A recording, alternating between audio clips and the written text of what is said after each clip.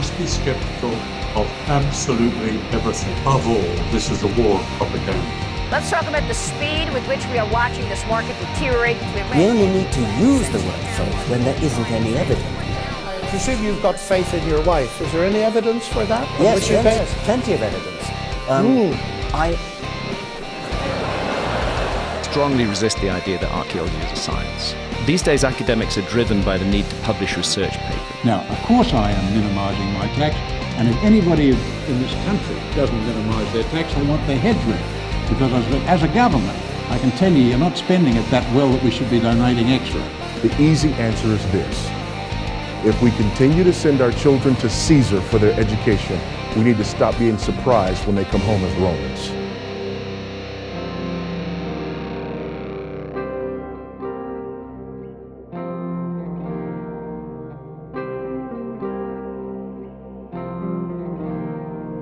Welcome to another session of Fringe Frequencies. I believe we're at episode number 15. Welcome back.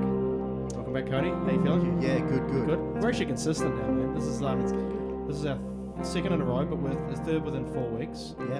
And we're doing another one next week, and then one a fortnight after that. So we got through sickness, complacency. Yeah. Whatever you want to call it. Yeah. Yeah. No, fair enough. Yeah. So welcome back. We're going to welcome our good friend Jack back. Thanks so much, back. His wife. Appreciate you coming on. And Pleasure. Our first time we had you on was to discuss your son, his issues with his health, cancer, and all the things that surrounded that from hospital to hospital during COVID. And we sort of covered, we really sort of, I guess, really honed in on, you could say, alternative medicine or alternative treatments for cancer. And I think it was awesome. And there's a few people who have got back to us to say it was a bit of an eye-opener. For some of us, it wasn't. I kind of knew what you were going to tell us, but obviously not to the same depth. And it was an eye-opener. There was another angle that we didn't tackle, and we didn't have enough time, and we could have gone on and on. We always can. We can always go on and on. And it was how the restrictions played a role in getting the treatment, how it made you feel, some of it which arguably was wrong, and I guess tonight, as part two, we'd just love to give you the floor to sort of open up from the beginning, I guess.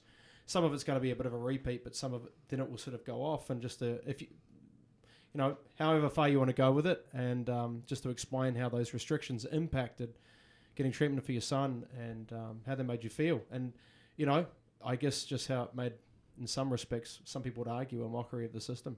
So, unless you've got something to add, Cody, Yeah, look, definitely that's where the conversation definitely wants to go. But I would say we have an extra guest here more than last time. Yes, Jack, your wonderful wife is here, and I'll probably reintroduce yourself again for those who haven't seen part two, and if you can, Lauren, introduce yourself as well. But take the floor, bro. Yeah, so my name is Jack. Jack Ellis, been here before, obviously. That must be 2 or 3 months ago now. Yeah. And you're back here for part two. So obviously married to Lauren here, 7 years, going on 8. And yeah, got 3 kids back home, Tommy, Sam, Taylor. And yeah, looking forward to having a good chat here tonight. Yeah. We obviously brought or asked you to come along, Lauren, because we often find, especially with husbands and wives, I guess, or partners in general, we only really get like a little bit of the story, and there's those things that are missing. But a bit like the gospel perspective. Please introduce yourself. Who, let us know who you are. Yeah, so I'm Lauren, and yeah, Jack's wife, and mum to 3 kids, and yeah, I used to be a podiatrist, and so I've had a bit of experience with the health field and everything. Wow. But yeah, obviously let my registration go when Sam was diagnosed. So yeah, so now I'm just stay-at-home mum, and yeah, mostly looking after the kids. Yeah. Which is a job in and of itself. Yeah. A much bigger job, yep. Not to mention Sammy in particular, you know, who obviously from Jack's perspective, we saw that it was, you know, with, it's silly to say, it's a lot more work when you're dealing with a kid as ill as he was. Yeah.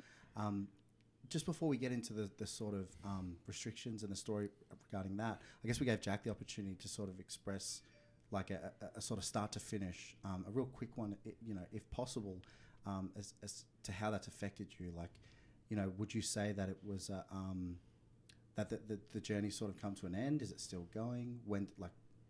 Could you elaborate on perhaps what it was like from your perspective? Like at the moment, or from...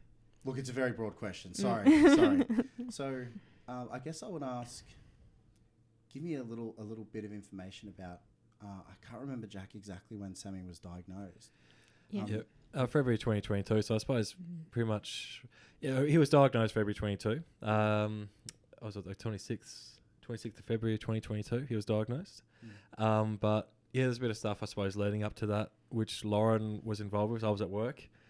So at the Wang Hospital, I'll let Lauren take it off. But it was a day there that she'd rather forget. Yeah. Perhaps you want to just, I guess, start us off from there, which is, giving your perspective, the diagnosis, and I guess that lead into getting... Because I remember last time you had, before you even got to the hospital stage, you had 5 doctors that didn't diagnose, correct? Or at least a few appointments, a few GPs that were like, yeah, he's all right, he'll be fine. Yeah, so I can't remember I can't remember how long leading up to... It would have been... it would have been maybe weeks. 3 months, maybe, do you reckon? Eight and he'd had, like strange symptoms, like on and off temperatures and, I don't know what you'd say, irritableness, like, but extremely clingy, like didn't want to walk. He wanted me to carry him all the time, which is really... we just thought he was sooky, which is, terrible now to think about. And he just looked very pale and tired a lot of the time. But I'd say must have been a few weeks before he was diagnosed. He was pretty much stopped sleeping. So we were up all night, like every 30 minutes, if that. And he didn't want to walk at all. I remember taking him to the park and he just didn't want to get up and play. And I remember thinking, what's wrong? Like, it's so weird. And we'd taken him to the doctor a few times. I can't remember how many times now. Might have been 2 or 3. And they just said, one doctor said he had a stomach bug. I can't remember the name of it, but he said to starve him for 24 hours. And if he gets hungry, give him some chocolate just to keep him going. Wow. Yeah. Sage advice. Yeah, wow. Yeah, a bit unusual. But I chose not to take that advice. Praise God. And then we had another doctor come. She actually came to our house and she said not to take that advice as well. But she did say her kids had, like, when they'd have a virus, they'd have a few weeks where they'd still feel unwell, and she thought maybe that's what it was. But probably our biggest concern was Sam's distended stomach, and the veins were starting to bulge. And every time I lifted his legs up to change his nappy, he'd just scream, like, what's going on? But yeah, she even looked at all that and didn't seem to think there was anything wrong. But then the next day I rang her and I was like, well, he's got another temperature. So surely if it was the leftover from virus, you wouldn't have another temperature. And she said, look, you've seen 3 different GPs now. I think it's time to take him to emergency. And up until then, I'd been putting off going to any sort of hospital because of the COVID restrictions. And I knew that they would just assume, or they'd have to treat it like a COVID case. So yeah, took him to emergency. And yeah, when we got to the front and, Jack wasn't there, but yeah, me and Sam got to the front. This is in Wangaratta. Yeah. So you're at work at this stage? I was at work, Yep. And Lauren's giving you, I'm taking him to ED, just meet us up there when you finish work or whatever kind of thing. Yeah. So Mum was looking after Tommy, and I probably got there around 11ish, I think. And it was a hot day. It was like 33, I think. And we got to the front, and there's a lady checking you in, like a nurse. And you scan the QR code, and then, you have to answer all the questions if you've been overseas. And then it got to the, have you had both your COVID doses? And I had to say no. And then I handed her back. You're supposed to have a green tick, obviously. And I had a question mark. And she just looks very confused, and she's like, oh, you must not have answered all the questions. And I knew exactly what it was. I'm like, And I was just waiting for her to go through the list, and then she just couldn't seem to work it out. And then I was like, I haven't had my 2 COVID doses or whatever. And she just was like, oh. And then she went inside and talked to whoever, the person in charge, and she said, "Oh, you can't come in. So we'll have to put you." So if you've got the front entrance of the hospital, there's chairs here. So we had to sit on the chairs. It's sort of under the shade, half out in the sun, and then you've got everyone coming through on the other side, being checked in. So yeah. So you weren't allowed in the building. So you had to sit outside the building. That's right. Yeah. For how long? Well, in total it was about 5 and a bit hours. Yeah. And that was simply because you weren't vaccinated. Is that why? And because Sam had temperatures. Yeah. Had COVID symptoms, or supposedly. Yeah. So I think we had the discussion with Jack where we talked about when the diagnosis came. Do you remember when that happened? Do you remember? Yeah. So the day after the hospital. So I should probably go through what happened at the hospital. Please go into what happened after those 5 hours. So we were made to wait outside, and then I think for about an hour Sam was quite unsettled, and then all of a sudden he must have been in some pain, and he was like crawling up me and screaming, and the nurse came over and she said, "Oh, do you want some Panadol?" Which I said yeah. So we gave him the Panadol, and maybe 15 minutes later he was fine, and he fell asleep, had a nap, woke up again, and he was perfectly fine, and we were just waiting, and then because I told them I was concerned about his stomach, they said we'll do an X-ray, and I think he must have had a rat test in between then as well, and we'd seen the doctor, and then they wanted to do an X-ray, so I thought, good, hopefully they'll be able to see something, and I thought, well, we'll be able to go inside if they're doing an X-ray, because you have to have them inside, and then sure enough, they bring the X-ray machine outside, and you've got and my heart just outside the hospital. Yeah, out the front entrance. So you got. So did they put protectants around it like you're supposed to, like lead? No. No, so that everyone else got radiation. And I was pregnant as well, so I forgot about that. And then you've got a row of people that are still being checked in. There was a constant stream of people the whole time. And I could hear everything, like they're all vaccinated, so they're all allowed in. And some of them had similar symptoms to Sam, so I was just listening, like, okay. And so... But they were protected, of course. Yeah, they were vaccinated, so... That's right, apparently. Yeah, so they then they said, oh, Sam has to be completely naked for the X-ray. So he's screaming his lungs out, and I'm undressing him, and there's all these people watching, and... probably wondering why did they have to bring that outside. So is this in the foyer, or is this actually outside, right at the front of the hospital? Outside so the main foyer. They wheeled the X-ray machine down out the front of the doors, out of the front. Mm-hmm. Okay. Yep. Yeah. So which obviously wouldn't give you a good image because you've got sunlight and everything. But yeah, and then after that was probably the lowest point of the day, I would say. But then I'm restraining right now of just pointing out how ridiculous that all is. But anyway, and having everyone watching as well. Like you don't really want people seeing your kid naked anyway. But in that circumstance, it was like, oh my goodness, this is ridiculous. And then at this stage, you haven't arrived at the hospital yet. No, I didn't get that. No, not at all. Yeah. So we went back to waiting on our chairs, and then the doctor came out a little while later, and he says, "Oh, I've looked at the X-ray and I can't really see anything. So I really think your child is fine." And at that point, I said, "Well, could we get some blood tests done, because I really don't think he is. And I just want to find out, if he's got low iron because he's very pale, or what's going on." And he goes, "Oh, we don't do blood tests on little kids unless we really have to, because it's very traumatic for them." Okay. He's like, "So what we'll do a urine sample." So finally, maybe a little while after that, they brought the urine sample out. And I was like, "Well, can we go somewhere private? Because I don't want to be sitting out here." And so they put me into like a little... it's like a cubicle thing, or like what you see on work sites, I suppose. Portaloos.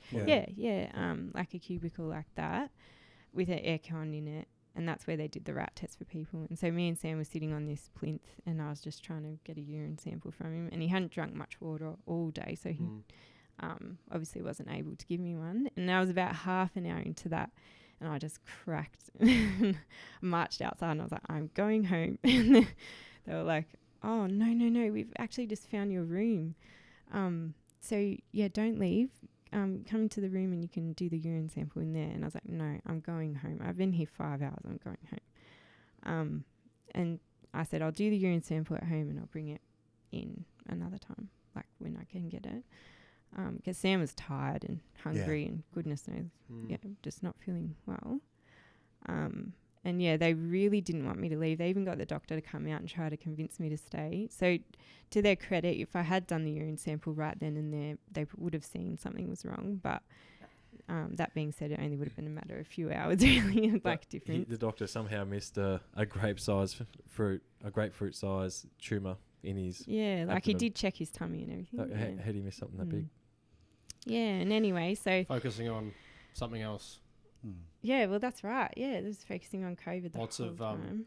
Yeah, sorry to interrupt you. Essentially, during that COVID period, lots of people's issues from the oncology reports or other prevailing issues were completely missed because it was just zoned in on tunnel vision, bro. It was it's been a criticism, but yeah. So yeah. So then I had to sign. I think I had to sign something, and doctor wrote out a form to give to my GP and one for me as well, and I read it obviously, and it had mum has chosen not to be vaccinated against COVID at the top. I don't know why my doctor needed that information, but anyway, and just with all the details of the day, I suppose. And so we went home, and the next morning I couldn't get a urine sample obviously, and then the next morning the doctor rang and said they've seen a shadow on the x-ray, so they'd like you to get an ultrasound done, which I was really happy about. Yes, I will definitely do that. So he took Sam in for an ultrasound, and he was perfect. He lay on the bed, let them do everything because he had no energy at all. And I thought it was really weird. The sonographer was just looking at him at the end, and she's like, "Oh, he's such a beautiful boy." And I was like, okay. That's nice, but not normally something you get from a sonographer. And then, I think it was about 4:00 that night. That's when our doctor rang and said he had a tumour. And she thought it was hepatoblastoma, which is just a liver. It's not just, it's a liver tumour. It's liver cancer. But he didn't actually get diagnosed with neuroblastoma till the following Thursday. So it was about a week, I would say. Yeah. Wow. So I guess at this point, it's been how many days up to that point? Is that how many days up to the point of getting into the hospital to actually a diagnosis now? To RCH. So I think we were told he had the tumour Thursday, and then Sunday night was when we drove down at midnight to the emergency. Yep. And so it would have been from Monday morning till Thursday to get. They had to do. They told us they suspected it was neuroblastoma. Literally, the oncologist came in that morning, felt Sam's stomach, and he could measure, just from feeling Sam's stomach, he could measure the tumour. And he obviously works with solid tumours, so he probably knew straight away it was neuroblastoma. Yeah. So initially going into Wangaratta Hospital, I mean, you had the ridiculousness of obviously having to do an X-ray outside, and some delays inside with urine samples, but all in all, I mean, to get from when you walked in to actually the diagnosis of a tumour was 2-3 days? Oh, it would have been 2 days. Yeah. 2 days, okay, 2 days. So it wasn't ridiculously long at that point. No. And then you've both gone down to come down to Melbourne? We got told that the Royal Children's would call us on Monday, the following Monday. But he ended up Sunday morning. I ended up driving him, I think it was Saturday morning and Sunday morning, ended up driving him up and down to Wangaratta. Just on the freeway, because the only time he could sleep was in the car. I remember you telling us that. Yeah. So Sunday morning I was in the car with him for hours, and every time I'd stop he'd wake up and start crying again. So Sunday was pretty big, and then Sunday night we'll just take him down and we'll go through ED, and went from there. But obviously there was only one person at a time, so Lauren dropped us off, and I think you had to go back to your grandparents, Can you talk us through those restrictions as far as the rules were concerned on visitors? Or, I mean, sometimes sometimes the point is not to try to make sense of it. But, you know what I mean? Like, why does it make sense? Because kind of that's the point. Yep. Does that make sense? So only one of you was allowed to take Sammy in? Only one in ED. But they at 5 a.m, I think Sam had a bit of an episode with pain, and you rang me and they told you I could come in. So they were they gave us an exemption, I suppose. So at that point, COVID had sort of walked out of the building, so it was safer too. It must have. Right. That's Royal Children's? Yeah. Makes sense. Yeah. So they were pretty good. Once I got through the door, I reckon I was only, and I told them, because they must have been, were they expecting him? No. Because we weren't told to go. No, that's right. Which is probably the biggest thing that we've probably done wrong so far. We should have just taken him straight away. We should have. Don't delay. But within 5 minutes of telling him that Sam had been diagnosed with cancer, they put us right on the top of the list, and we were straight in to the back rooms, and within probably 20, 30 minutes, he would have been in bed, had some endone, and just passed out asleep. So, which was really, really good. Yep. What was so? I was it's lovely to hear Jack's sort of experience with the nurses in the hospital, which was basically the nurses were fantastic. He sort of went through his experience with them. What was your experience with the RCH, with the nurses, with the staff, and did you find that in a couple of occasions Jack was treated slightly differently because of his choices not to be vaccinated? Yeah. Did you find that at all? I reckon they were fairly professional. There was only one instance where we'd all gotten COVID, of course, because we'd in Melbourne all of a sudden, and Sam still had to go through with getting the chemo, and it happened to be a particularly awful chemo. So COVID must not be that bad, because they were still happy to do something that would literally drop his immune system to zero. But there was one nurse in there, and she wasn't rude, but she was just very abrupt, and she was like, "So, why did you choose not to get the vaccine?"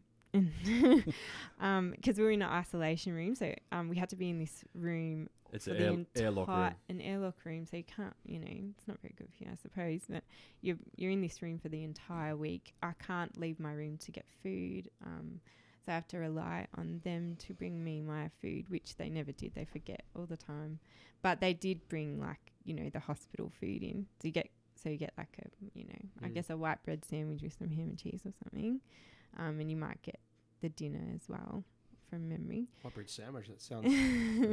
And Lauren's pregnant as well. Yeah. But so I had COVID, and so every time they came into the room, I had to put on the big N95 mask, which... I was supposed to anyway. So she walked in and she's like, "Please put your mask on." Okay. And she asked me why did you choose not to get vaccinated? And I just gave her my reasons, and I said something about how we have friends who've had heart problems from the vaccine, and she's like, "Oh, they're all treatable though." Oh yeah, myocarditis, perfectly treatable. Yeah, not permanent at all. So I guess we just agreed to disagree in the end. But that's. And then I suppose there was that time with the blood transfusion. I wasn't actually going to mention that we weren't vaccinated, but Jack thought that was the time to bring it up. There comes a time at which, you probably had this as well, you go through the stages of confusion, anger, exhaustion, and then you finally get to the last stage, which is acceptance. And then the shackles come off, and then you just respectfully tell people, regardless of the outcome. Would that be a fair assessment? Absolutely. No, towards probably the last 6 months of his treatment, I think everyone pretty knew by then. But things had changed by then. As if it was anyone's business anyway. But exactly. Yeah. Well, I think the only time we had one oncologist come in, and after that, because I asked if we could have unvaxxed blood for Sam. Which apparently is not a thing. But he must have misunderstood that as we didn't want Sam to have blood transfusions. Yeah. And he came in and he said, what's going on here? Why aren't you letting him have a blood transfusion? And we went through it all. We said, we're not against a blood transfusion. We just asked if there's unvaxxed blood we can have. And he said, get vaxxed, be safe, and just make it easier for everyone. Well, he said it will be very hard for you if you choose not to. Those were his words. Yeah, and I said it's just because it makes it easier doesn't mean it's right. Because So- every time we came to hospital, because we weren't vaccinated, we would have to do a rat test and sit out the front for 15 minutes and then go out and wear and they would N95. time us. Yeah. You couldn't go back Jack in tried 3, to 4, go 5 in minutes early earlier. a few They'd times. time you. Yeah. So I'll probably skip a bit of stuff here, but I want to touch on something. Jack sort of, I wouldn't say lost faith in the system, but was skeptical with regards to the treatments that he was getting, particularly the nutrition, the food side of things. Did you also find yourself in this place where you're researching health a lot, researching neuroblastoma, researching like what is going on with your child? Did you find yourself go down that trail as well? Or? Yeah, definitely. Like from the moment he was diagnosed, I was straight onto it, looking up. Lauren would have done a lot more than I have. Yeah. It certainly looks that way. Prior to that, though, just to sort of, it's not to get scaled back a little further. Prior to Sammy being sick, did you even have any general knowledge about, I guess, cancer, what it is, or not so much as treatments? You probably knew about chemo and radio, but had you ever thought there were other ways to treat it? It always sort of been. I suppose I don't know. I suppose I actually hadn't really thought about that much, to be honest. Yeah, and we knew people who had tried to treat it naturally, and sadly they had passed away. And I'm sure there's all different right ways of doing it and all different wrong ways too. But yeah, we were very against chemo. Like I remember when we got told Sam had tumour, Jack was like, he's not having chemo, because we knew what it was, and it just seems to defeat the purpose. But now that I know more about it, I'm not totally against chemo. I think if you at the stage that Sam was at, and from my research and everything, if you don't have clear pathways to get rid of something, so Sam's kidneys, his veins and arteries and his liver, everything was impacted, so he didn't have any clear pathways, and he would not be here, I don't think, if he didn't have the chemo. When he was diagnosed, he only had 6 to 8 weeks left untreated, so it was growing. We were watching it grow. It was growing ridiculous. Well, he had lumps growing on his head as we were day by day. Wow. New tumours. So natural stuff, whilst it was fantastic, it was not aggressive enough. It needed to be something. So when we say natural stuff, can you just break that down? So filtered water, get rid of the fluoride, chlorine. Diet, alkaline, organic, gluten-free, cutting out sugar, additives. So very very organic. So pretty much only eats fresh fruit, fresh veggies, gluten-free, dairy-free, sugar-free. So the distinction that we're making here is that he had 6 to 8 weeks at different stages. There, you sort of tip over the edge at a certain point in having various forms of cancer, where it's not that natural things are almost a prevention, and at some stage they're going to be a reversal, a bit like type 2 diabetes. You change your diet, it goes away.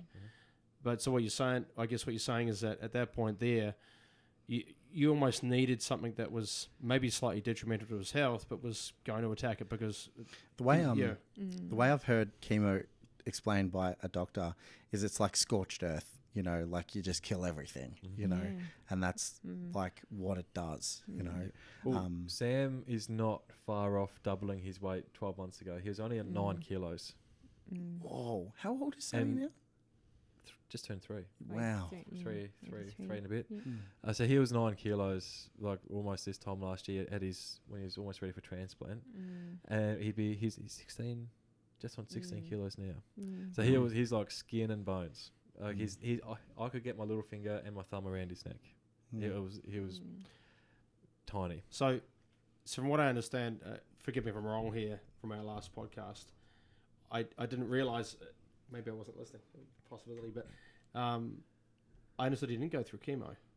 You had some different drugs, but maybe I heard that wrong. He had 5 rounds of induction chemo, and then he had surgery, and then was it one more round? No, so it was 4 rounds surgery, 5th round, and that's like the really hardcore traditional chemo where you lose your hair. Cisplatinum, which is toxic as. Yeah, and doxorubicin, which is called the red devil. Super toxic. The mustard gas. Yeah. Well, actually, it made his urine was red. Yeah. his urine. Yeah. So and he was sick. He couldn't eat food for like 2 or 3 weeks afterwards. Even just smelling it would make him start throwing and chucking up. So it just destroyed his guts. I think it was the stem cells that they didn't get. Yeah, it was the transplant. So that's even higher dose chemo than what he had previously. So usually, you have your 4 doses, then you have your surgery, a 5th dose, and that's in the standard protocol treatment. Usually, you're in like a Curie score of 2 or 3, or almost in remission. You'd hopefully be in remission. Yeah. But Sam wasn't. So I think he was only at 12. Curie score. And 12? the Curie score is basically a range of how much the out of 30. So it's like how many I think is it's it how white many blood, locations. white blood cells? Is that what it's? It's how many locations on your body. So how many spots line up on the scan. So Sam had 16 spots when he was diagnosed, and after 5 rounds and surgery, he still had 12 spots. Yeah, so only 4 disappeared. They said that's a very poor response. Like we'd want to see 0. And so as soon as you have a poor response, you're considered refractory and you can't continue onto the protocol. So you had to have a protocol for obviously every cancer has a different protocol. So looking back, it's definitely a blessing in disguise. Yeah. But at the time, we were devastated. And they said that's pretty much his chances have just plummeted. Doesn't look good. And you've got some tough decisions to make coming up. So really, before we get back into sort of, you could say, restrictions within being in hospital, the intersection is, you did go through some forms of chemo, but the way that you fed him, the way that you fed his body, or you were able to feed him during COVID, was completely different from what all the other kids were getting. So you weren't feeding the cancer. No, well, we never really let him have the hospital meals, but we weren't that, I suppose, crash hot with his diet up until probably Christmas. As up until Christmas time, 2 days before Christmas, they called us in for a meeting, and they said he's still not really looking good. Yeah, he'd had 2 scans that hadn't changed, and they said this is bad because we'd been on the immunotherapy. And he said we would like to have an intent to cure. And I believe he even said, if you'd like to stop treatment, you can. He said, you can go home. So that was nice 2 days before Christmas. But pretty much we've said, no, stuff like that. We went and we really nailed on. So we got 2 more naturopaths. So we've been in touch with one, and we'd been, I suppose, on and off trying our sort of best with that one. We'd kind of given up on it because when he was like really sick from the chemo, he only wanted bread or Weet Bix or something plain. And he was vomiting so much, and I was like, we can't really give him supplements. So we were struggling, and then he had the surgery, and he wasn't allowed to eat for like a month, I think. Ages. Yeah, so it was just a bit in the too hard basket, and at that time we didn't know that he wasn't responding. So. But yeah, around Christmas time, we thought, no, we really have to do something because that's the only thing we can change from our end. And so after Christmas, we took him down to a naturopath in Albury, and she did a couple of scans on him. She put these bands around his wrists, his ankles, and his head, and she can tell what he's intolerant to, what is in rhythm in his body, what's everything's doing. And she found that he was intolerant to whey, he was intolerant to gluten, intolerant to a heap of different things. What did you think about this? Yeah, I wasn't actually at that appointment, but yeah, it did make sense. Yeah, well, I think we had nothing to lose. Yeah, at that point, yeah. And the naturopath that we had in Melbourne, she was saying similar things like cut out gluten, mostly cut out carbs, and try and steer him away from anything that converts to sugar. So, Yep. We've sort of pivoted to back to the treatment aspects of things. Can I quickly ask something? Yeah, sure. Did the naturopath check if you were vaccinated? They're not vaccinated themselves. No. Actually, I'm going to see a naturopath this week. I was going to ask them about that. Actually, I want to get some natural supplements for my anxiety instead of Just need the Lord, bro. Oh, 100%. It's all spiritual. Yeah, it is. All spiritual. Yeah. There's no underlying food issues. Hey, man, they don't need to see our petty disputes, okay? Agree to disagree. So we've sort of gone back towards the treatment aspect of things, and I think forgive me, you're clearly more reserved about your judgments on, I guess, the restrictions that were imposed upon you, and I appreciate that. That's yin and yang, or whatever you want to. That's balancing each other out. So coming back to restrictions, or you could say boxing you in while you were at the hospital, and aside from all the nurses who were really, really good, your oncologist who I guess you could say the management of the hospital in terms of how they made you feel, not the nurses, right? I think some people can see between the lines, but how did it make you feel with Sammy that you I guess made to feel like lepers at times? Like I guess that's how we perceive it. Like from looking back, Jason and I have this opinion that, if you were unvaccinated or you expressed these sort of unvax ideologies, you were almost ostracized, you were treated differently. But we haven't had many real world examples where we can say, is that how it really was? And I guess you guys are that for us, My wife has. When we were in Wagga. Yeah. She had a heart palpitation, and this was halfway through 21, and we went up to walk her away to get away from Daniel Andrews. It didn't really work, and then he resigned, so big deal. We were there, and she got a few heart palpitations walking out, and took her to the hospital about 5:30. And the whole time she was there, are you vaccinated? You got to go over here. And went to see the doctor. Oh, you're not vaccinated. Oh, well, we've got to test this. She said, look, it's not COVID. I've had heart palpitations. And so they kept pressing on the COVID thing and the vaccination the whole time. At the end when they'd finished up with her, they'd marched her out the back of the hospital with 4 security cards and sent her out the back, not the front. Because that was dangerous. That's walking past the people who were vaccinated. So that's her experience, and she could maybe share it one day. Yeah, absolutely. But how does that resonate with your experience? Because I've heard lots of those different examples. Well, I do remember there was a time period in between where they dropped the restrictions, and so we didn't have to show our vaccine passport when we checked in, and it was really nice. We could just put your mask on, go straight upstairs. But then I think because it was coming into winter, they brought them back in. Yeah, I remember that. Oh, that was gross. And Jack and I were so upset. So I did write an email to the management about it, but I'm sure they read it. I'm sure they cared. Straight to recycle bin. But a typical day, you walk in through the front and everyone had to check in. Didn't matter if you're vaxxed, if you're staff, everyone had to check in.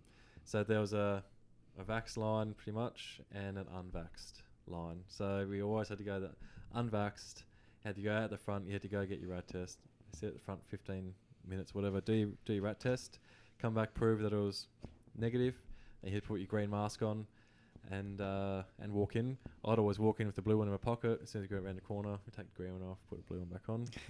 And once we got upstairs, it wasn't really too bad in the ward. Like everyone, there was a couple of ward clerks who had a few skirmishes with. They were pretty intense with the whole mask sort of thing. Didn't matter if it was under your chin, on your nose, they wanted you. One in particular. Most of them up there, I don't think we really had any nurses. I think there was a couple of nurses that said you can only have so many people in the room and like this closing hours, you've got to go home. But I suppose once you got through signing in and everything, it wasn't too bad on the ward. It did seem like there was bigger things to worry about. So they didn't really care. Most of them are too busy because no one's gonna ask the wards are packed. Every room's full. Every room's got sick kids in there, all kids with cancer and whatnot. And the nurses are too busy running around trying to do chemos and antiemetics and nauseas and that sort of stuff to really care. So unless you're doing something blatantly silly, usually they're not going to put you up on it. Like spreading COVID. Pretty much. I never really got into this with you, Jack, but because I assume your family's very like-minded. But did you get any flack from friends and family about this? A couple of friends. I was actually told by one person that I shouldn't be working if I wasn't vaxxed because that's disobeying the government, which means I'm not submitting myself to God. Yeah. Well, Romans. Is it a friend or an ex-friend or an acquaintance? I suppose a still friend. Yeah, we don't talk about Friend. anymore, but Friend. we're hospitable, Yeah. still friendly, but Diplomatic, yeah. obviously you know, It does fray things a little I was waiting for my little gold star to arrive in the mail from him, but didn't really. Anyway, yeah. So I'll What, start to sew it into your shirt? Yeah, the little yeah. I got that. Yeah. But no, there was a couple of people told us, you know, you shouldn't be working. I shouldn't be coming to church. I shouldn't be that sort of stuff. But they were pretty sort of hardcore. But for the most part, most people were okay. Yeah, I'd say most people were like but that. but there's obviously. Were you fortunate to have? Is that both sides of the family? Were you fortunate to have family on both sides who were either pro-choice or on the same wavelength? Oh, I do have some extended family that just could not understand why we wouldn't get it. But your immediate was good. But yeah, immediate family were all very. Immediate family were pretty good. There's probably a couple of family members both sides got it, but only a couple. We got mocked subtly and by family members. They're not mocking us now. I couldn't believe how we still got Plan B and Plan A. I couldn't believe how unified my family was in our response to the vaccines. Even the secular sides of my family, we're all on board. Like, we're all tinfoil. We should stop calling them vaccines. I don't know, the experimental drugs or whatever you want to call them. But yeah, I was very pleasantly surprised. We're all pretty unified on it, to a degree where I don't think we've even been unified on anything that much. So it was interesting. So if I can ask, and I know the focus is more like this experience, because I know this would have been so different if COVID wasn't a thing. This like, not only would there have been an early diagnosis, which probably only would have been a day or two, but there also would have been a lot of ease on you guys. Like, I think about, and I don't want to like dig up dirt or anything, but it's like, I think about, dig it up. Like, there were probably times where this was just so much harder because of this, you know, like, it's already hard enough. Your son's got cancer. Like, it's already hard enough, you know. I don't think, I'm not asking you to quantify like how much of this was just normal. My son has a terminal illness, and how much of it is like I'm being treated like a second-class citizen because of a personal choice I've made. But do you ever think if COVID wasn't a thing, this would not have been this hard? Oh, yeah. I actually think Sam would have been diagnosed a lot earlier, just because I wouldn't have had that hesitation to go to hospital. Yeah. Yeah. Because there were several times, you know. And that's sort of what I'm getting at, you know, the mental side of things, where it's like, it's just too hard. Like, I felt extremely anxious to be asked that question, and I knew exactly what was coming. So yeah, I would definitely say. Like, I remember lining up at Target to go in and feeling anxious they're going to ask me, like, as they're asking everyone, you know, you vax. And it got to me, and like this sort of like confidence had just disappeared. You know, it got right to me. I was like, yeah, I'm vaxxed. They're like, okay, go in. I'm like, why did I do that? What am I scared of? You know?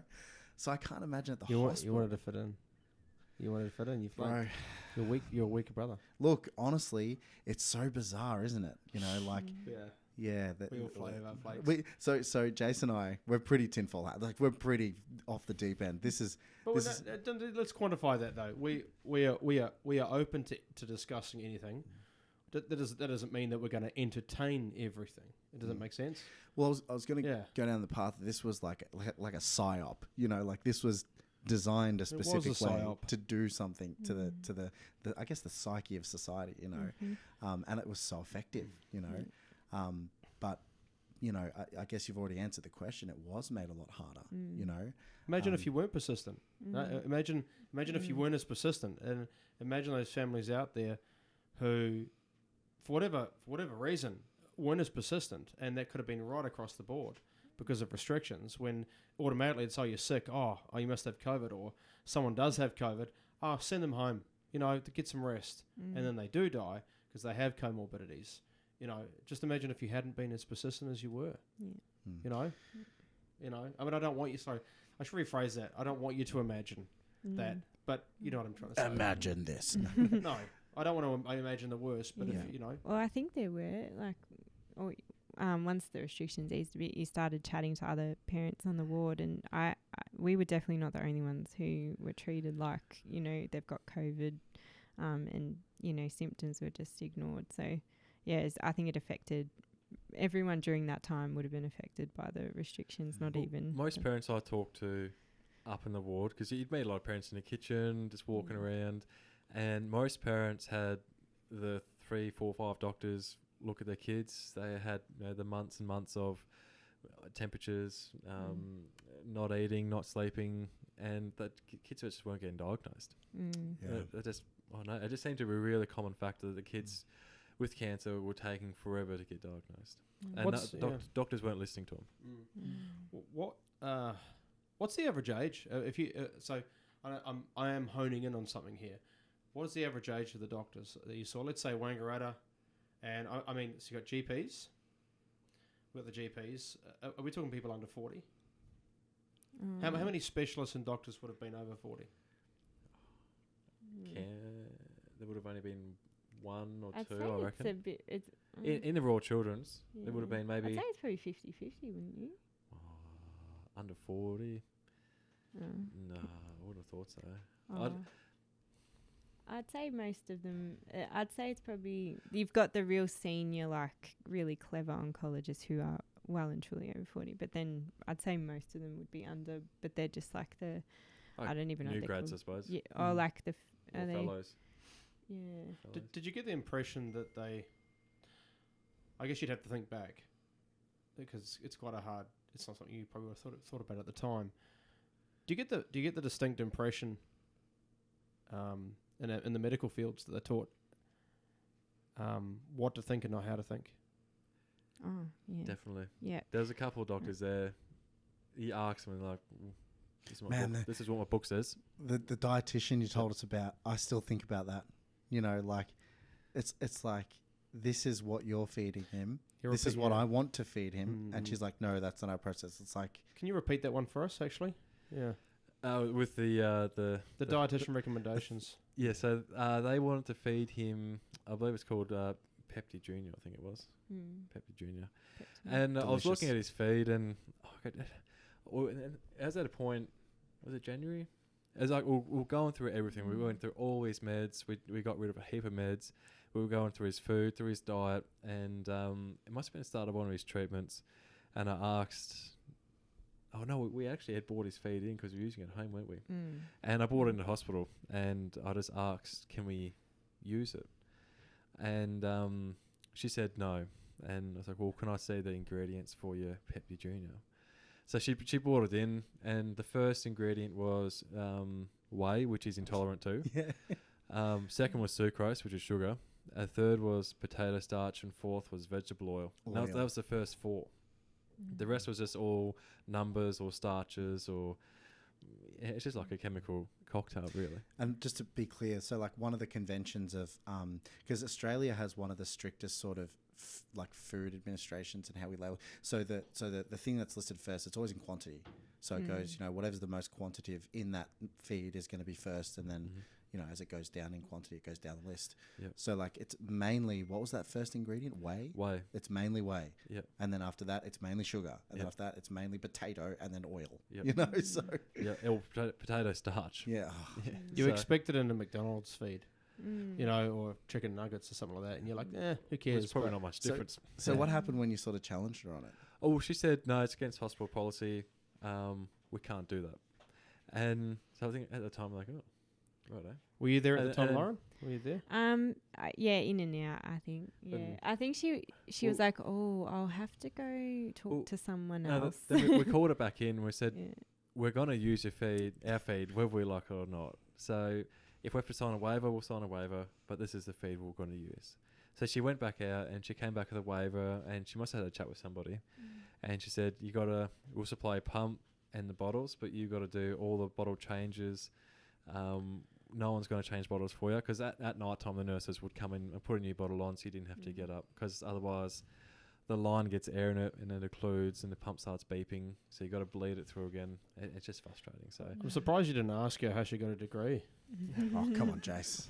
No, I'm actually... She's in the Matrix, bro. I'm actually deadly serious. I know you're joking around, but it's a fair question. We showed her the differences. I said, between your chemical cocktail and ours is like organic broccoli, organic spinach, organic...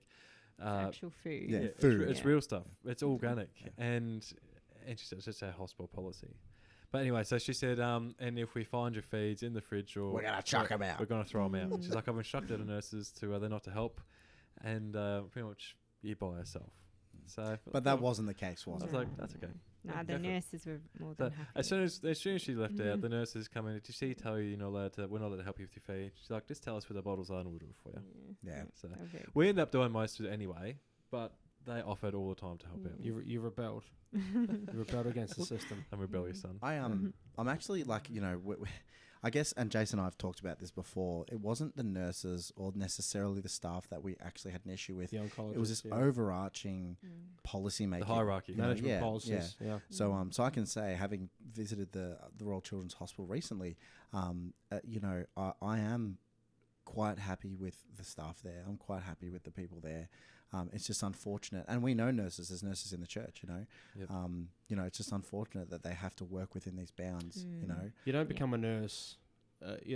Especially you don't become a nurse to not want to care for people. No, that's right. and that's the main thing I got from that place, man. Is they do love kids. They do want to help The them. nurses there, they'd come in all the time, and they'd be like, "Do you want to go downstairs? We'll look after Sam." So the nurses would, on their lunch breaks or just in their really busy times, they'd sit down, they'd read him books, they'd play, you know, Lego, Duplo, watch a movie with him, and just be able to get downstairs for 5-10 minutes, get a coffee, stretch your legs, just get out of your little, you know, 6x2 room. I think I measured out at. Yeah. It was great, and they were fantastic with him. They treat him like their own kid. So, yeah, no complaints. Yeah, awesome.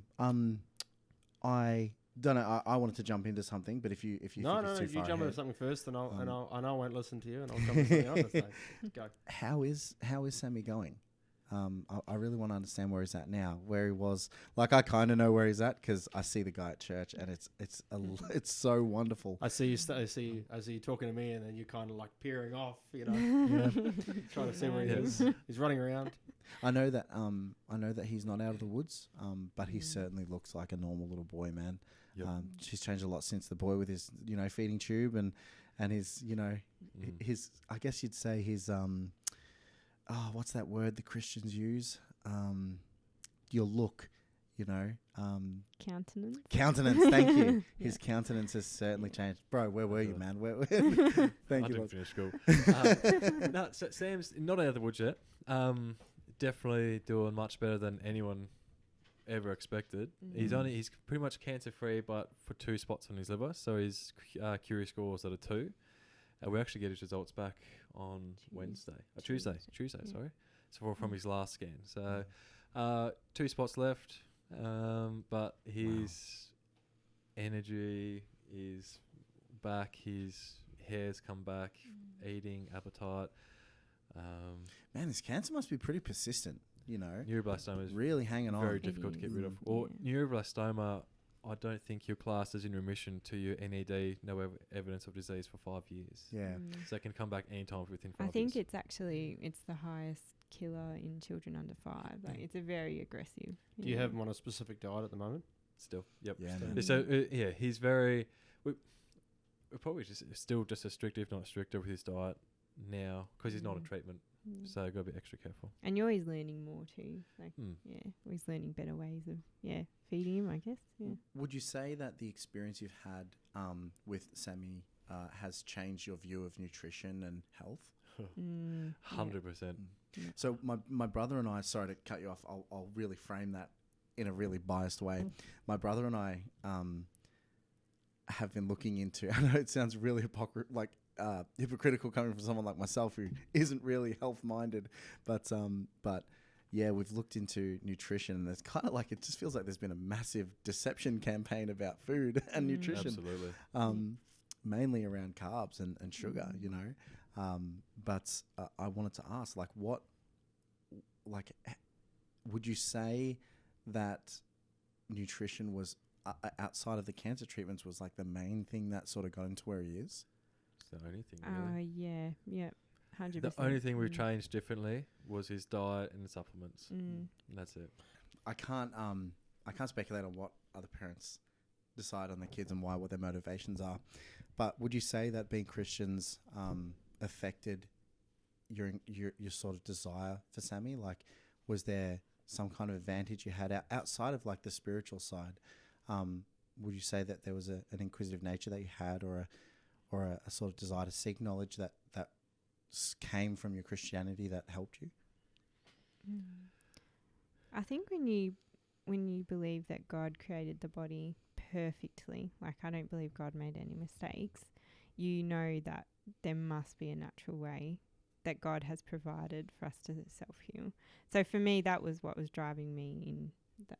I don't know about you, but Yeah, in a way, definitely. But there was a couple of other unvaxxed families up there, and my personal opinion, the parents who were vaxxed, a lot of them they didn't want to do it, but they're like, had to do it for work, or I had to get it for tea, so I just did it. And there's that sort of attitude that sort of flowed onto, I suppose, their kids' diet. Like, it's probably bad, but that's what they want, so we'll give it to them. Wow. Even in kids where they were still going for cure, where they were still going for treatment with the expectation that there were kids there that would have a 24-pack of nuggets for breakfast from Macca's. Wow. That's astonishing. In a hospital. Yep, they'd have Coke, chocolate milk for lunch. But I'd say we have a mistrust of the protocol from the start anyway. Oh, absolutely. And that's what I said, unvaxxed. A criticism of the protocol. Unvaxxed people seem to have they were already wary. So they were a lot more open to... But chicken nuggets and chocolate milk, though, I mean, not being vaccinated or Christians aside, I know plenty of people who aren't Christians, they wouldn't feed their kids that for breakfast. No. It just seemed to be the mindset. The attitude is, well, they've got cancer, so who cares what they eat because they're eating. Wow. But to Jack and I, that was like completely shocking because the point is they've got cancer, so... Something's feeding it. Yeah. Well, not just something's feeding it, like the body's all that can fight it. Like make sure the body's getting what it needs. Yeah, like, Oh, man, nutrition. like I couldn't believe that they, someone who recently I visited in hospital who had just regained the ability to eat normal food, the first thing he ate was fried rice and the first thing he drank was Coca-Cola. And I was like, okay, fair enough, but that is... With lots of ice cream. I got to share this. There was one particular period of time where he was told to eat as much ice cream as he can and have as much milkshakes as he can because they wanted to see his pancreas activate, and I was like, man, this isn't rocket science, bro. Like, anyway, I won't get into that. It's a whole nother story, and it's a very private one. But I will say that, at times, I feel like like, I don't know if it's at my generation, I don't know what it is, but at times I feel like people are so oblivious to, and I know it's hypocritical coming from someone like me who's overweight. It's like, man, what you eat has a lot to do with how healthy you are, It's a little lack of knowledge from everywhere. Like, even the nurses that had no clue what's in the food. Until I showed them, and a lot of them were actually horrified to find out what was in the hospital food, in the feeds. Wow. And I said, well, wait till they find out what's in the chemo. Yeah, well, exactly. So the issue here is wisdom. It's not just the knowledge. Like, you can have knowledge, read books, and not have the wisdom or the means to know what to do with it. And I guess that seems to be the one of the key points here. Maybe you guys think something different. It's just wisdom. What is wisdom? Wisdom is the ability to know what to do with the knowledge that you're given. I think that's intelligence. No, well, no, because see, we have neither. I'm a big believer that you take any kid in the world from anywhere. I actually don't believe that. I think genetics plays a part, but it's wisdom and discernment can be taught by teaching a child how to think. What that actually means. What does it mean how to think? What do you mean? Teach me how to think. It can be taught, but it comes from good examples, good parents. Yeah, I see what you're saying. I think when it comes to, like, going back to the idea of, okay, well, they're taught what to think, as opposed to being taught to think. Like, it's a very it's hard to sort of articulate exactly what that means. But the thing I would always lean back on is, me being very biased because I'm a Christian, I believe that the word of God is the truth. I believe that God gives us wisdom, but less broadly, more specific. I think we're each responsible for what we do. So we're each responsible for the decisions we make, even as young adults, you know, like, and I think the decisions that we make are often, you know, not given the thought that they deserve, you know, in almost everything, you know. So for me, I think when it comes to wisdom, it's like wisdom and patience go really hand in hand. And, you know, I find patience is really important. I find you guys to be very patient people, incredibly patient considering the trial that you've gone through with your son. And I find that, you know, I can link the idea of a parent saying consistently past that vulnerable stage, consistently saying, I'll just trust what the doctor says, has maybe they struggled with the patience to look into something. Maybe they struggled with the responsibility of looking into something, you know. And when I find those go hand in hand, like, you know, you take responsibility, you have patience, you'll get wisdom, you know. So I think it is actually, like, at the time remembering, I think it is actually easier to just let the doctors make all the decisions because you're so overwhelmed.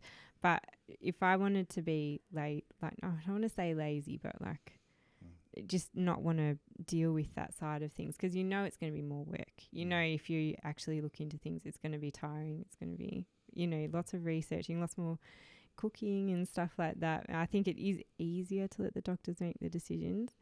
But I think it's like he was saying, it is a systemic issue because I don't think they learn anything about nutrition in medical school at all. It just seems like that is the only thing left out. It's drug focus. It's drug focus. There's treatment no focus research at the bottom on of the nutrition. It was a pill for everything. Yeah. So. Yeah. Well, I mean, that it is systemic, I agree. And that goes, I think, deeper into the, like, why that might be the case. Because, there's obviously a spiritual aspect of it, right? But I think there's also a very clear and evident, I don't know, there's conflicts of interest I see between pharmaceutical companies and the food industry. There's just conflicts of interest. There's no money in organic stuff. There's no money in healthy people. I think once you know, you'd have to be blind to not see that the medical professional, people entering the medical professional, you know, industry, whether they're coming through as doctors or, you know, whatever they're coming through as, that there's a concerted effort to essentially have them prescribe drugs rather than treat the cause or the actual cause of the issue. And that may be unknowing to some of them, you know, and it takes time. And it's also when you see something wrong, you get a choice whether to ignore it and just carry on the money tree or to say, hang on a second, I can't do this. I can't violate my conscience. So I would say there's a mixture of people violating their own integrity and conscience and saying, you know what, I need my job. I need to carry on doing this, so I'm not going to look into it. And then there are those who are, I was going to use the word unwoke, you know, asleep. But before we get to the gospel question, got one. We always have a question. I think I just want to say, I just want to sort of just be careful with a statement. Like, I think. My statement or your? No, mine. Okay. So, like, I think, you know, I don't want to give the impression that people who have a trust in the medical system are just lazy, you know, unwashed mass, you know. It's like, man, I certainly can see how some people just can't cope, you know, like there's a huge emotional and mental aspect of this, you know. We have to offer a bit of grace there. Yeah, absolutely. So I'm certainly not saying like, oh, it's your fault if you didn't look into this. It's more like, you know, that displays a sort of opportunity that you've been able to take hold of, you know. I can't imagine what it would be like if my child was sick as Sammy was. And I can tell you right now, I don't think I'd cope as well as you guys, you know. And I know there were definitely hard times, but yeah, I mean, I you know, it's one of those things where it's like, well, I would have done that. I would have looked into it, but I don't really know if I would have. You know, maybe I would have just handled that responsibility off to the people who should be responsible with it, the people we should be able to trust with it, you know. So just to be careful and just to be clear, like anyone who trusts the medical industry, I don't sort of look at them and go, oh, well, you got what you deserved. You know, it's more like, well, there are people who do desire to look forward and have the opportunity to do so, you know. That man you're sort of talking about with his very young daughter who was just, untreatable, you know, at that point. It's like you got to take into account these sort of nuances of each case, you know. So it's certainly not a blanket statement, you know, but yeah, would there be anything that you would say to anyone who would have sort of diagnosis day, any words of encouragement or wisdom that you would have for parents like yourselves, young parents who have run into this terrible cancer? Or just question everything. Just ask questions. Don't take their word for granted. And be an advocate. Because often I remember so many times where I probably didn't advocate for Sam like I should have, like the hospital. But don't be afraid to say no as well. Like I think we've learnt that along the way. We don't actually have to say yes to everything. And a lot of the time they will see where you're coming from if you explain yourself. We were very worried for a while. We thought because we didn't want to do the high dose transplant and a few other treatments, and we thought that potentially if we said no to that they might get the child services involved or something like that. But our oncologist actually, he said they would never do that. To a parent, he said the only times that's happened is if like a Jehovah's Witness doesn't want a kid to have a blood transfusion or something like that. But if you want to say no to a treatment, usually within reason, they're very understanding. Yeah. So obviously, depending what oncologist you get, obviously. And he has said he can tell that we research things. Like if you're just saying no without backing yourself up, probably not. Yeah. That's why Lauren's very handy. She's got all this study said. She makes it look legit. You know? You're just like no, and she's like, these are the reasons why. Pretty much. I was going to ask you, Lauren, a question. Jack's answered it. I'm sure you may have seen that on the podcast. Sorry, I have one question. It's coming. Jace, sorry. Yeah, you missed out on my question. Sorry, bro. That's all right. You do it. I love you. I'm sorry. It's all good. Yeah. We try to keep this a little bit lighthearted at the end. Sorry, I was going to... Just one more question before we get to the gospel question. The whole experience, how has it changed your perception of the way that you come into the mic close? How has the whole experience changed your whole perception of the world? Because like when you pick up a paper, when you read a report, when you watch the news, when you listen to do you know what I mean? Like I'm sure that it's your peripheral vision now has been widened and you see things. How has it changed your view of the world? Or has that happened? Have you seen that happen? It's huge. The more you look into it, the more you find. Like it just you're going from diet, and then you're looking at. It's huge. It's massive. It expands. It doesn't stop. It expands and it expands and expands. So you can go from looking at where your food comes from. We're looking at berries that we were getting for Sam last year, and we were looking at one study that said that the sprays that they put in those berries, if you took those berries, put them in the water to wash them all off, there's enough spray and chemicals still in those berries that they can literally reuse it and respray those like strawberries, raspberries. They can reuse it. There's still enough in the berries when you buy them and eat them that they can reuse it. They can extract it and reuse it. And it just goes on and on and on and on. And the berries have been designed that it's killed everything else around them, but they've been designed to resist it. Yeah, GMO. Yeah, GMO. Yeah. So it's basically your experience has sort of expanded to other areas of, I guess, what it means to be human and our existence here on, I was going to say dealing with deception. I was going to say planet Earth, but we're not going to go down that direction tonight. Well, there's a lot of loss. But it's even stuff that you wear, like what is like earthing, what type of fabric you wear, like whether it's linen or cotton, polystyrene, mixed. It leads to everything. Like there's so much that's lies or. Does anyone wear polystyrene, bro? Or do you mean polyester? Polyester. Sorry, polyester. Yeah, kind of break. No, it's terrible for you. Yeah, I was talking to Colin about that recently. Yeah, right. Man, you should talk to him about it. So everything's very important to him now. Absolutely. Bare feet. Bare feet. Yeah, definitely. You remember running around in bare feet as a kid? Oh, I loved it. I still love it now. Well, it's funny. When Sam finished his treatment, so I'm going to get my jandals. I'm going to get my jandals off right now for our Australian listeners. It's just so wrong. Yep. So when Sam finished I think it was his last treatment, so his 17th round of immunotherapy. During his 2 weeks off, traditionally he would always spend literally every night in our bed. Like he'd go to bed. It usually took a little while to get him down, and he'd sleep to probably 10, 11 o'clock. and then he'd wake up and he'd end up just coming into our bed, and he'd be up 3 to 5 times a night, and we ended up buying an earthing sheet, and we put it on his bed, and since that night we could probably count on one. Has he been in that bed since? Maybe once, twice? Yeah. Wow. Since then, hardly wakes up. He only really wakes up if he can't find his drink bottle. I think he had a nightmare the other night. But just from having a grounding sheet on his bed, he's not been out of bed since, apart from once. Doesn't wake up if he can't find his drink bottle. Yep. And it's just like, from that night, that's the only thing we did differently. Have you tried it? We have one too. So since then, I love it. So, like, you know, this is one of the big symptoms, I think, of the West. You know, we've just cut out so much. Like, if you look at how much food actually causes inflammation in your body, because we're all electrical beings, so if you've got too much electricity in your body, you can't get out, which is from earthing. Because in the 1960s, they brought in rubber-soled shoes, which can act as a insulator. So you're insulated from the ground. Look, it spans from almost everything. So from spirituality, mental illness, physiology, like, you know, all of these things. Like, we're in a bubble. Like, we're in such a bubble.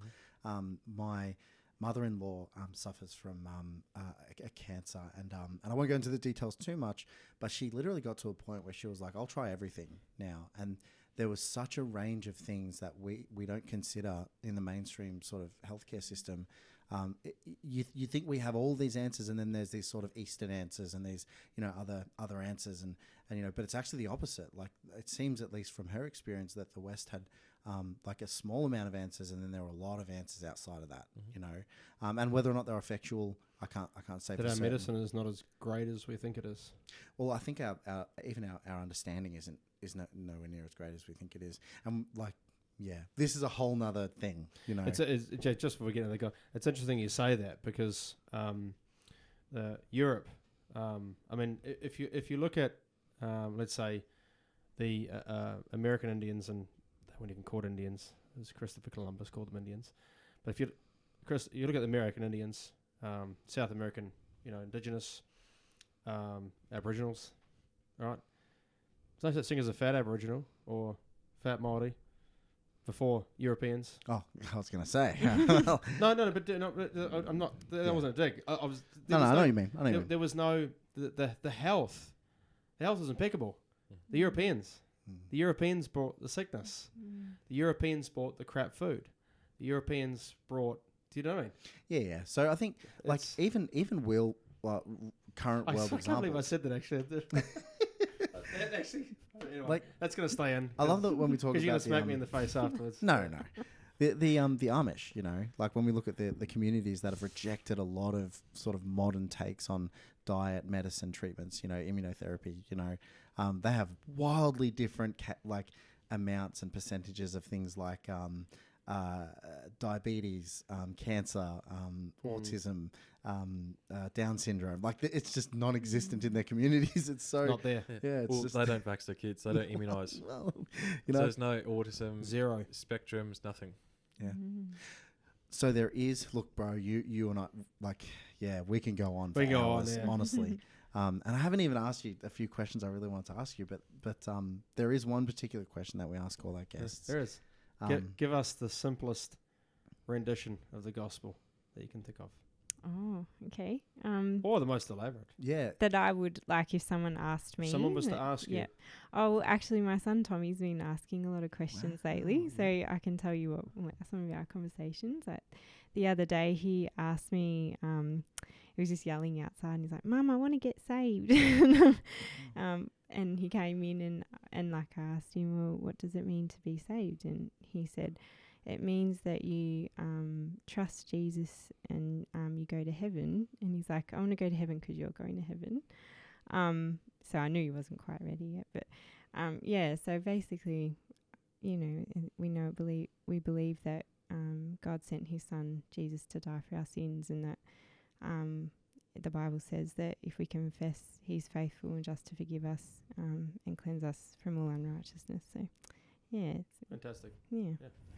So, would you say that you're saved? Yes. Yeah. Yeah, okay. Yeah. When I was 10, I used to go to the Crystal Creek Christian camps every year. Yeah, I've heard about those. Yeah, and I I remember sitting down with Mum when I was about 3 or 4, and that's why I'm hesitant to go that far with Tommy, because I did say the prayer, but I didn't know what it meant. And then several times after the camps, I just really mulled over it. And then, one day in my room, I just knelt down and, asked God to save me. So would you say asking for forgiveness is what you would understand the gospel to be, if you just ask God for forgiveness? No, so you have to have faith first. And and then, Yeah. Look, I love it. There's been less clear examples of the gospel on our podcast. That was very good. Yeah, Thank you very much. It's been an absolute pleasure having you, Lauren, and Jack a second time. Bro, it's such a privilege knowing people who have had this experience. And I know everyone who has to some degree is willing to share about it, but to sit down, come on a podcast and talk about it, it's a big ask. For the second time. Yeah, especially with 3 young kids, so. Let's do it again.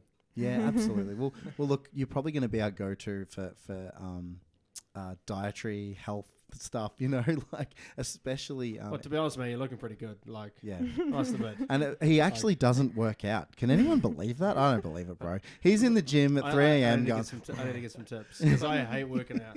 You get in the gym and there's just big guys in there. I'm just like, come on. Been there twice. And I thought it was the worst thing I've ever done. Like, literally, I've lost 12 kilos since Christmas last year, and all we've done is like what Lauren gives us. Yeah, just change diet. That's a lot of grief. Bit of that. No, literally all I've done is change diet. No, well, look, we'll start a diet channel. Yeah, man. Start a nutrition channel. Yeah, be like Jack's Corner. Monetize it. Yeah. Cool. Thank you. God bless you both, and thank you for coming on. Thanks for having us. Been listening to Fringe Frequencies with Jase, Jack, Lauren, and myself, Cody. Thank you for joining us. Over and out. Cheers.